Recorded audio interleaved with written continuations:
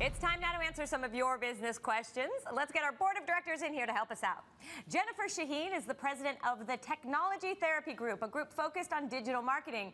And Michael Goldberg is a visiting assistant professor of design and innovation at Case Western Reserve University in Cleveland. Thanks so much for being here. It's so great to see you guys. Thank you, JJ. Great to be here. Let's get to the first question. It is all about the search for capital. As entrepreneurs, we're constantly on the hunt for funding. But what is the best way to identify or the best time to walk away from an investment? Michael, I think that's a really interesting question, right? Because oftentimes when you're looking for funding, you're so desperate. You know, people think they should just take anything. That's not the case. Absolutely, JJ. It's a great question. And I think the first question that an entrepreneur needs to ask is, do you want to bootstrap it and basically try to grow the business a little bit more slowly through the revenue of the company and maybe not take money from an outside investor? So that's the first question that you ask, do you take it or not?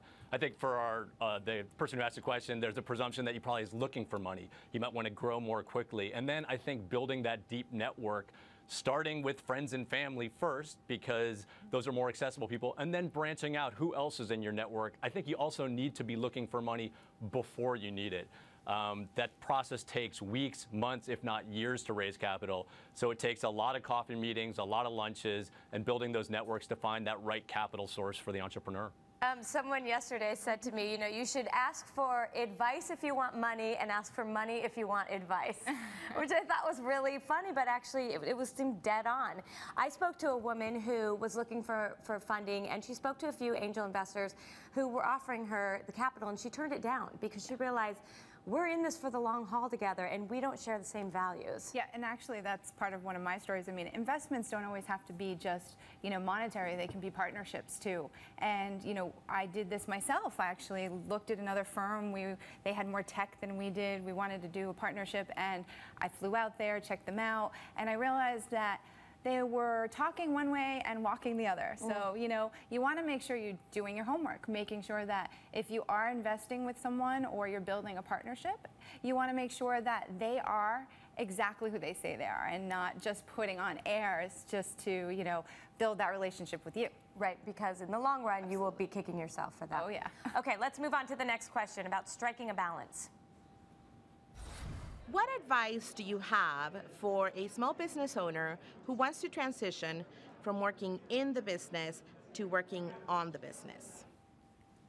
Any ideas? You must have gone through this, right? You built your company, how many years is it now? So since 1997. Okay. And I started in college, and I think one of the biggest things for any entrepreneur with the transition is that you have to start with it in your mind.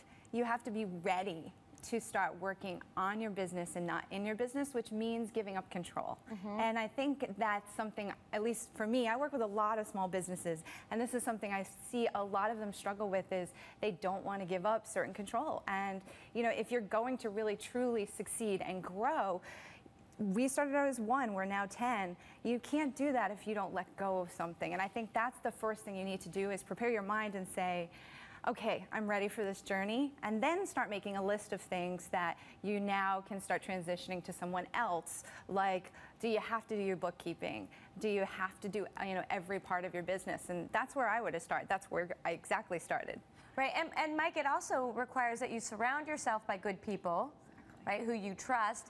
And also, even before you do that, maybe do you block out some time to say, this is when I'm just going to think about strategy. I'm not going to be looking at emails. I'm not going to be doing tactical things. I'm just going to think big. I think that's a great point, JJ. I mean, it's so hard for an entrepreneur who's running the business to kind of get out of the weeds of that day-to-day task and take a step back and look at strategy. I think the other question is that something that that entrepreneur wants to do and is good at?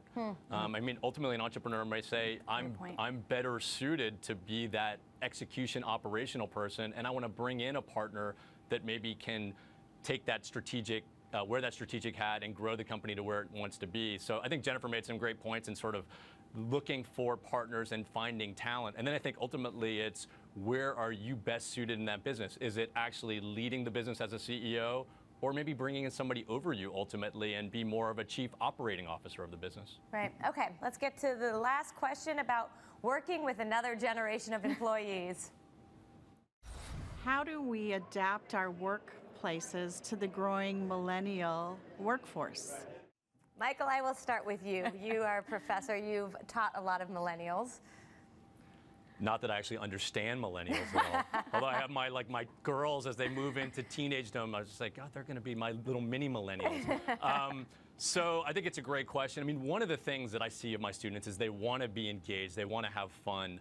A number of leading companies are giving their employees opportunities to get involved in the community, carving out time out of the workday to do community service. This isn't just a one-day Habitat for Humanity or one-day sort of paint a school kind of project. It's actually really substantive community work.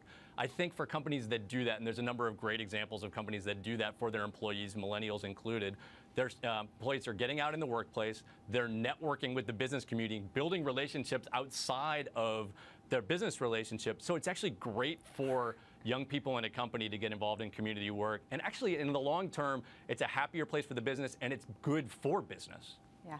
Michael, I totally agree, and I love the way you said engaged because, you know, I actually talk to my staff all the time. I have predominantly a millennial-based staff because we're a digital agency. So, you know, one of the things they love is just the environment itself. Make the environment, so you talked about going out in the community, also bringing that community feel inside your company is important. So making sure that the day-to-day feels more like a community. The comments that I get from my team are they love the fact that we have dogs in our office. And I know not everyone can do that, but we have a dog-friendly workforce. Look at making your own rules. We're not corporate America. You're a small business. You can do totally different things. You know, even just fun little things like, you know, asking them what snacks you want in the fridge can make a difference. Also, one of the things I hear a lot is they really enjoy a relaxed environment. So not having to get dressed up every day if they don't need to, you know, that I think is really important. I know, again, not every business can do that, but that does make a big difference for them. And last for me is technology. You know, I find so many businesses forget that this is a generation that likes to say I'm running late through text messaging, and they may not make phone calls. Right. So, you know, keeping in mind the tech that they like to use and growing and change with that audience would really make it more friendly for them. All right, great. Well, Jennifer, thank you so much. Michael, so great to see you. Hopefully it'll be here in the studio next time.